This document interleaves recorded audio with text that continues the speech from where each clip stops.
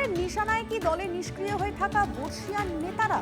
কুণাল ঘোষের কচ্ছপ পোস্ট ঘিরে তৃণমূলের অন্দরেই তোলপাড়। কথা বলবো আমাদের প্রতিনিধির সঙ্গে, তার পাশাপাশি এই পোস্টেও আমরা নজর রেখেছি যেখানে কুণাল ঘোষ একটি কচ্ছপের ছবি দিয়েছেন এবং তারপরে যে ক্যাপশনে লেখা খোলস ব্যবহার করুন, ঝামেলা দেখলে খোলসে ঢুকে থাকুন, বাইরের ঝামেলা একটু কমলে খোলস থেকে বেরোন।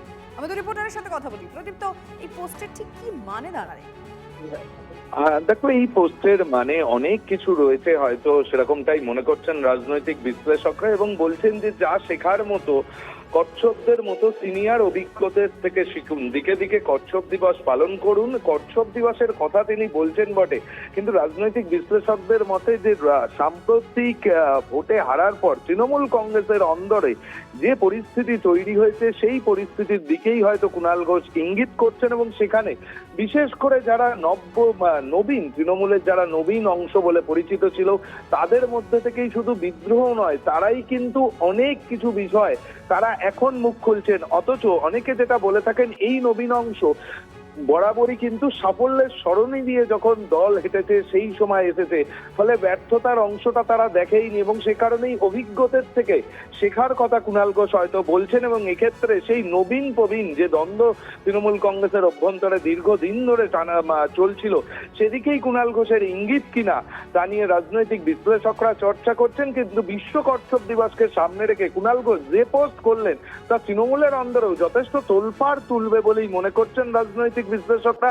এখন দেখার বিষয় যে এ নিয়ে তৃণমূল কংগ্রেসের অন্দর থেকে কোনো প্রতিক্রিয়া আসে কিনা, তার কারণ নবীন যে নেতা যারা অভিষেক বন্দ্যোপাধ্যায়ের ঘনিষ্ঠ বলে পরিচিত ছিল সেই অংশ থেকেই কিন্তু বিদ্রোহ আসছে, আর যে অংশের বিরুদ্ধেই সাধারণ মানুষের ক্ষোভ বিক্ষোভ অনেক বেশি রয়েছে, তার কারণ তারা দলের ভালো সময় এসেছিলেন এবং এই মুহূর্তে দলের সঙ্গ থেকে তারা দূরত্ব তৈরি করছেন, সেই অংশটা অভিষেক বন্দ্যোপাধ্যায়ের বলেই পরিচিত, এবং সেটাকেই হয়তো কুণাল ঘোষ এখানে বিশ্ব কচ্ছপ দিবসকে সামনে রেখেই তিনি এই ধরনের। একটু সঙ্গে থাকো আমাদের। এই মুহূর্তে আমরা টেলিফোন লাইনে তৃণমূল বিধায়ক কুণাল ঘোষের সঙ্গে যোগাযোগ করেছি।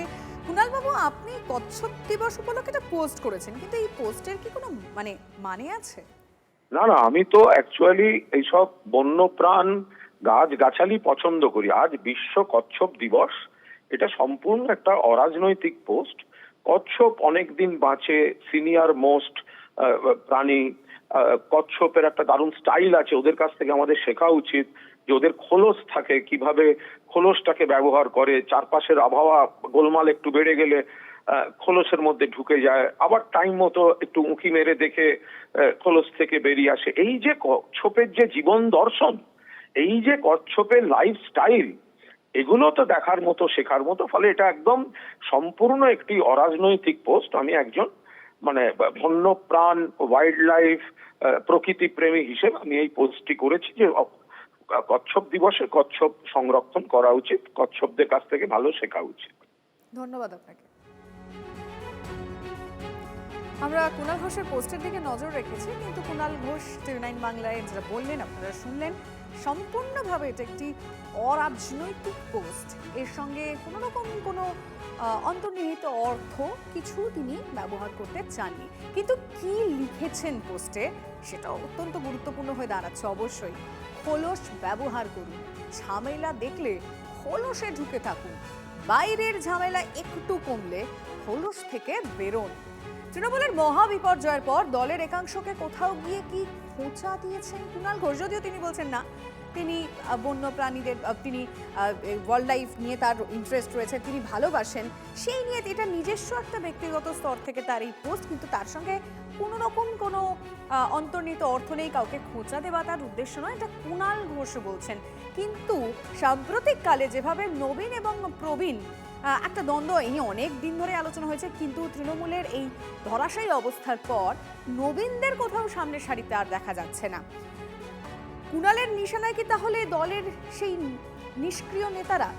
বিশেষ করে এই যখন বয়সের কথা আসছে, নিষ্ক্রিয় হয়ে থাকা বর্ষিয়ান নেতাদের কোথাও একটা বলতে চাইছেন? কারণ কুণাল ঘোষের এই কচ্ছপ পোস্ট ঘিরে তৃণমূলের অন্দরেই তোলপাড়।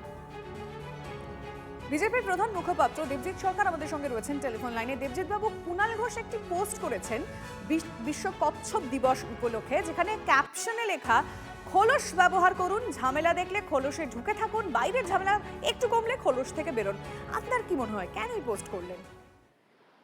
দেখুন, কুণাল বাবু রামকৃষ্ণ, রামমোহন, রামপ্রসাদ কিংবা অনেক বড়সড় কিছু নন, এমনকি তিনি রবি ঘোষও নন যে তার পোস্ট নিয়ে ভাব সম্প্রসারণ, ভাবার্থ ইত্যাদি করলে আপনি আমায় মাধ্যমিকে 10-এ 7 দেবেন। এসব নিয়ে বাঙালি আর ভাবে না। আপনারাই এসব দেখতে পান, আপনারা এনাদেরকে তুলে আনেন, মানুষ এইসব নিয়ে কোনো কৌতূহল রাখছে না। বরঞ্চ তার থেকে কত তাড়াতাড়ি পশ্চিমবঙ্গকে জ্ঞানে, কর্মসংস্থানে, ইন্ডাস্ট্রি আনয়নে প্রথম 3টি রাজ্যের মধ্যে ভারতের একটা তৈরি করা যায়, সেই জন্য আমরা আপ্রাণ চেষ্টা করছি, পশ্চিমবঙ্গের মানুষ চেষ্টা করছেন। কে কচ্ছপ দিবস, কে জিরাফ দিবস, কে জেব্রা দিবস করছেন, ওসব ওনারা নিয়ে থাকুন, ওই নিয়ে ওনারা মন্তব্য করুন। এখন ওদের মুসল পর্ব চলছে, আর 75-25-এর ভাগাভাগি নিয়ে জটিল অঙ্ক কষাকষি চলছে। চেতিনাগের বই পাশে রেখে ওরা ওইসবের অঙ্ক করছে। এখন ছেড়ে দিন, ওসব নিয়ে আর বাঙালি ভাবে না। আপনাকে ধন্যবাদ।